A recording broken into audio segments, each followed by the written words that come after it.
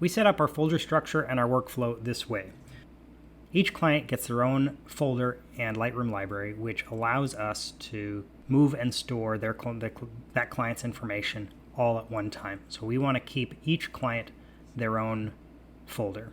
And we name them as 4 number year dash 2 month dash 2 day, and then the client's name. So for a family shoot, that would be their last name. For a wedding, that would be John and Jennifer. This allows us to be able to easily find client folders just by knowing the date of their event or by knowing their name. I can do a search onto my computer or onto a hard drive for name or for date, and that will give me all of that client's information. Within this folder, we have the different stages of our editing and delivery process. So the raw folder is where we bring in all of the photos from the cards, the cameras, into this folder. So all of the raw images are going to be contained within here, and this is the folder from which that we sort.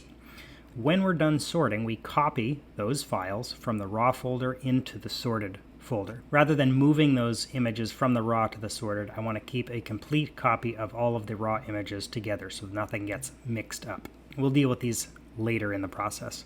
The sorted folder only has the selected in photos.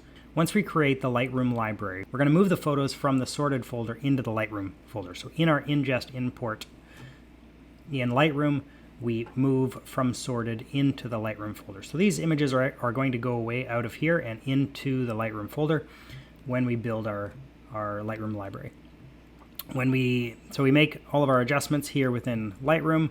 Once they are finished, they get exported to the delivered folder. These are the photos that we're going to upload directly to our image hosting site and delivery site. Additional wall art, album, and that kind of information is all held here under their album folder. Any revisions that they do, any designs that they do, we pull from the delivered photos into the album software that we're using, and all their album information stays here within album. So all of our clients' information stays together in one folder under these different sections. It stays clean, it stays organized, and that's it. That's how we do it.